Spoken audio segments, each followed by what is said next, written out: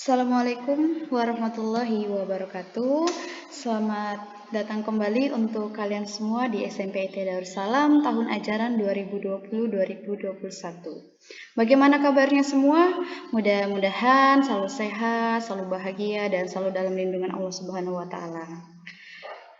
Tak terasa ini sudah tahun ketiga kalian berada di SMP IT Darussalam. Mudah-mudahan selalu ada perbaikan diri ke depannya menjadi yang lebih baik lagi ya. Di tengah kondisi kita saat ini yang biasanya jika pembelajaran kita bisa selalu bertatap muka secara langsung, ala kulli hal Allah berkehendak lain bahwa tahun ini pembelajaran kita lebih melalui dunia virtual.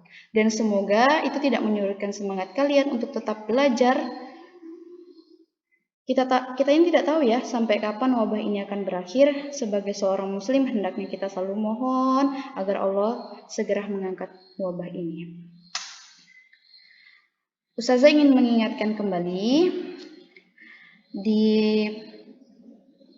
pelajaran IPA ada 3 pengampu ya. Yang pertama itu Ustazah Siti Rohmah, kemudian yang kedua ada Ustazah Indah, yang ketiga ada Ustazah Jayanti Evi.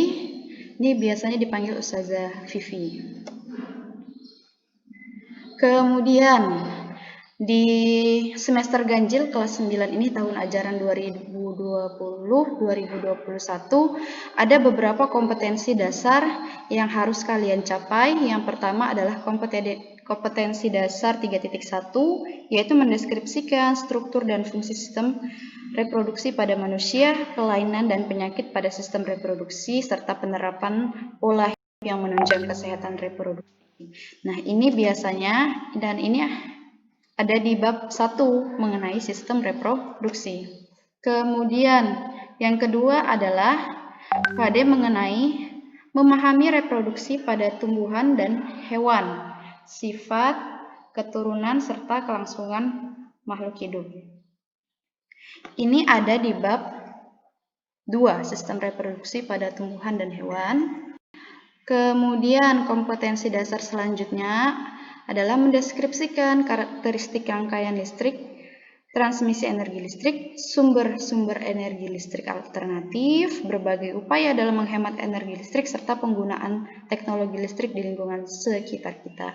Ini ada di bab 4 mengenai listrik statis dan penerapannya dalam sistem saraf.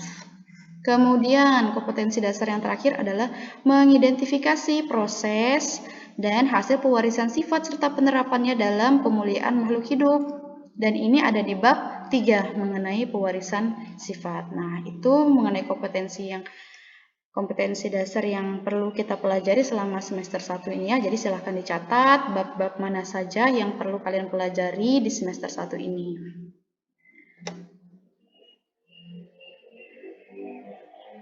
Kemudian Ustazah ingin mengingatkan kembali bahwa kriteria ketuntasan minimal IPA adalah 78. Nah, Ustazah harap setiap tugas yang Ustazahnya berikan itu dikumpul, sebab itu merupakan satu-satunya cara Ustazah untuk menilai kalian selama masa ini, selama kita bertemu secara virtual. Kalau kalian tidak mengumpulkan tugas, bagaimana Ustazahnya bisa menilai kalian ya?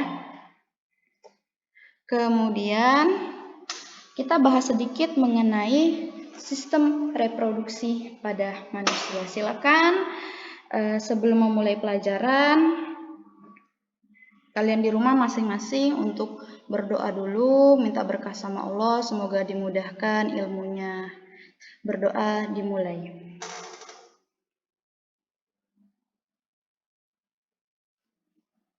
Oke, kalau sudah berdoa kita mulai. Nah, silahkan dibuka bab 1 di buku paket kalian, berbicara mengenai reproduksi manusia, ya kan? Untuk apa sih kita belajar reproduksi ini? Untuk apa ya? Jadi kita belajar reproduksi ini supaya kalian kan ini remaja. Jadi kalian juga bisa mengenal supaya tidak tabu mengenai sistem reproduksi kalian, bagaimana cara memelihara sistem reproduksinya, bagaimana cara mencegah agar tidak terjadi perilaku penyimpangan seksual itu perlu dipelajari ya. Jadi nanti ketika belajar ini, itu harapannya Ustazah kalian bisa memahami dengan baik sistem reproduksi kalian agar nantinya bisa dipelihara dengan baik sistem reproduksinya. Kita masuk. Nah, ini adalah organ penyusun sistem reproduksi pada pria. Itu ada di halaman, sebentar saya buka. Bisa dibuka di halaman 3 dan halaman 4 di masing-masing buku kalian. Ya. Kenapa sih diperlihatkan gambar? Ustazah diperlihatkan gambar, ini tidak ada maksud lain selain untuk mengenal, apalagi terutama Ikhwan, supaya bisa mengenal yang mana sih organ-organ reproduksi kalian, ya kan? Di organ reproduksi pria, ini ada yang Ustazah garis berikan tanda kuning, ya kan? Ini organ reproduksi pria dimulai dari testis di sini. Ada testis, ada skrotum, kemudian ada epididymis, ada vas deferens. Nih, jadi saya sebutkan ya. Jadi dimulai dari testis. Kemudian nanti kan di testis ini spermanya diproduksi, dihasilkan tuh sperma. Kemudian nanti spermanya setelah dari testis, spermanya akan mengalir ke epididymis. Nah, di epididymis ini disimpan dulu sementara, kemudian nanti naik lagi ke vas deferens, atau kalau biasa di buku lain vasa deferensia, sama aja. Nanti spermanya mengalir terus, ini sesuai dengan kursor yang Ustazah tunjukin nih. Kemudian terus melewati ini salurannya. Kemudian nanti berhenti di persimpangan 3 ini. Nggak berhenti sih, maksudnya nanti di persimpangan 3 ini. Jika kalian melihat ini, yang di atas ini adalah kandung kemih. Masih ingat pelajaran kelas 8 kandung kemih? Ya, ini sebagai tempat menampung urin atau kencing, ya kan? Nah, di sini nanti terjadilah pertemuan antara saluran urin dan saluran sperma. Kemudian lanjut melalui ini yang saluran Ustazah tunjukkan, ini adalah saluran uretra. Kemudian nanti di saluran uretra inilah tempat keluarnya urin, kencing atau sperma. Begitu ya polanya, salurannya. Kita mulai dari testis, kemudian epididymis, lanjut ke vasa deferensia, naik, kemudian nanti berhenti bertemu di persimpangan. Kemudian lanjut ke uretra. Nah, uretra ini adalah tempat saluran kencing, keluarnya kencing atau urin dan sperma, ya. Kemudian di sini ada fungsi-fungsinya, bisa kalian lihat di buku kalian juga ada. Testis, tadi tahu kan gambarnya testis, silahkan dibuka di buku kalian. Testis itu yang bulatan itu namanya testis. Apa sih fungsinya testis? Itu sebagai fungsi menghasilkan sel sperma. Sel sperma ini adalah sel kelamin dari laki-laki atau sel kelamin jantan, nama lain sel sperma, dan hormon reproduksi. Kemudian ada skrotum. Skrotum itu yang mana Ustazah? Kita balik lagi. Skrotum itu ini, daging yang mengelilingi dari testis. Kalau laki-laki nih tahu, kadang dia mengkerut, kadang dia tidak mengkerut. Tuh daging ya, testis itu adalah kulit kantung yang melapisi testis. Kita lanjut, fungsinya apa sih? Itu untuk mengatur suhu. Kalau suhunya lagi panas, skrotumnya bagaimana? Suhunya lagi dingin, skrotumnya juga bagaimana? Nanti akan berubah ya. Kemudian adalah tubulus seminiferus, sel interstisial, sel tertoli, itu ada semua di dalam testis ini. Kalau diperbesar nanti dia ada. Tapi karena nggak diperbesar nggak ada gambarnya ya. Jadi saya sebagai memberitahu sebagai tambahan, ilmu tambahan. Kemudian ada penis. Penis itu yang mana? Penis itu yang ini. Dia ya, yang ini ya.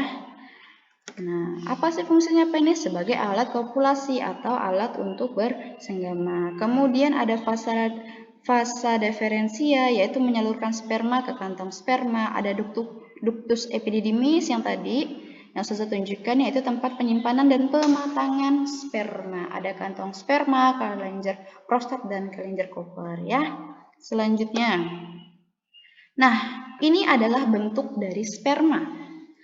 Di sperma ini ada bagian kepala seperti yang ditunjukkan video.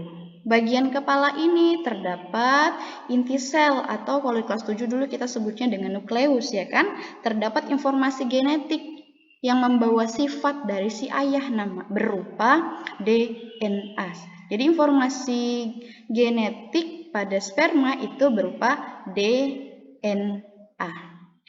Nanti ketika informasi genetik dari sperma bertemu dengan informasi genetik dari sel telur, nah inilah yang akan menentukan janin itu apakah dia seorang laki-laki atau seorang perempuan. Dan ini nanti informasi genetik ini dari ayah dan dari ibu itu nanti diturunkan ke keturunannya anaknya ya. Makanya kalian itu biasanya bentuk fisiknya tidak jauh berbeda dari ayah dan ibu kalian.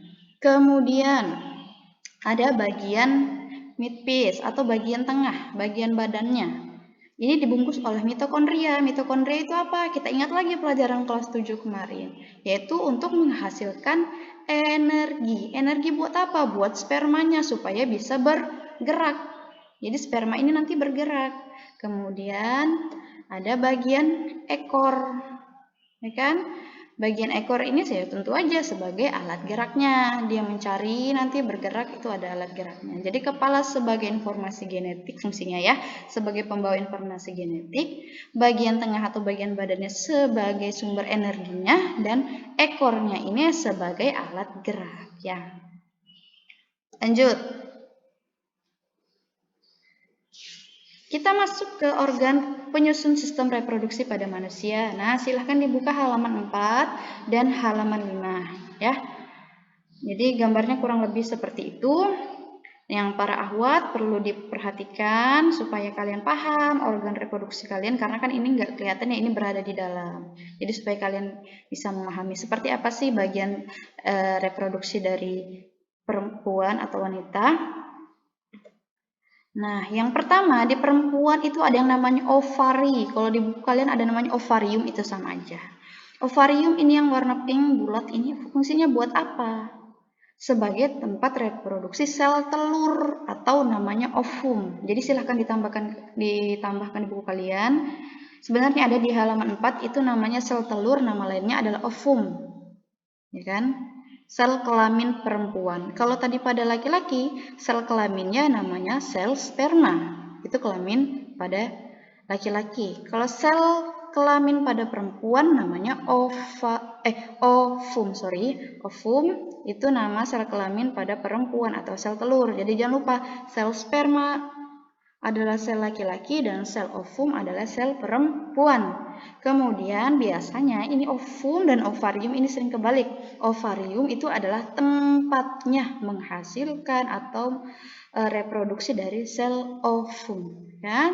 Setelah sel ovum dihasilkan, nanti dia melalui tuba falopi atau fallopian tube, itu sama aja. Ini sesuai kursor ustazah.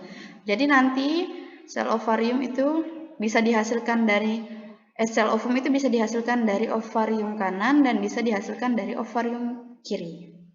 Sama ya. Jadi nanti dari ovarium, kemudian ke tuba falopi, kemudian nanti ke uterus. Uterus ini apa? Uterus itu adalah rahim. Silahkan ditambahkan rahim ya.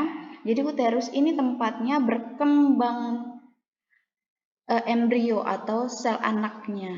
Jadi kalian selama 9 bulan di kandungan ibu kalian itu tempatnya di sini nih, di uterus. Uterus ini tidak besar, dia kecil, tapi nanti dia bisa berkali-kali lipat besar elastisnya jika ada janin di dalam ya. Kemudian ini endometrium, itu adalah lapisan rahim bagian dalam, dan miometrium adalah lapisan rahim bagian terluarnya. Kemudian ini adalah bagian serviks atau leher, biasanya disebut dengan leher rahim. Kemudian ada vagina sebagai saluran keluarnya, ini sebagai saluran keluarnya bayi, ya kan? Nah, jadi begitu ya salurannya, dari ovarium, kemudian ke tuba falopi, kemudian uterus, serviks, dan vagina. Itu saluran pada organ reproduksi wanita. Kemudian ini fungsinya sama ya, yang tadi Ustazah sebutkan. Nah, ini adalah bentuk dari sel telur perempuan atau ovum. Nah, jadi kita bisa lihat perbandingan sperma sekecil ini dibandingkan dengan ovum yang luar biasa besarnya. Jadi bisa dilihat ya perbandingan antara sperma dan ovum, sel telur.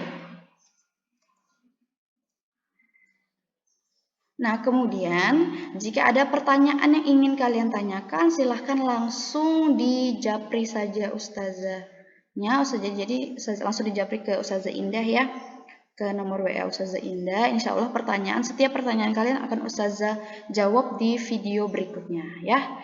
Jadi silahkan ditanya apa yang kurang paham, nanti Ustazah akan jawab di video selanjutnya agar pertanyaan kalian tanya juga teman kalian juga bisa mengetahui jawabannya. Ini ada teka-teki silang.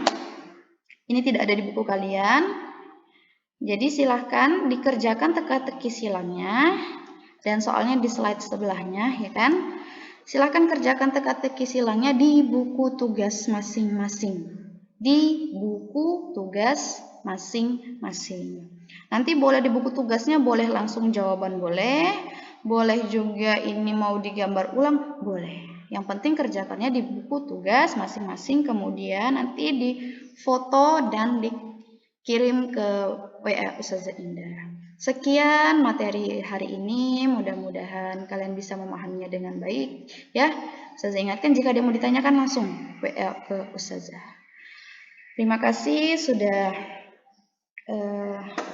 melihat tayangan ini, semoga bermanfaat ilmunya. Sampai jumpa di pekan depan. Wassalamualaikum warahmatullahi wabarakatuh.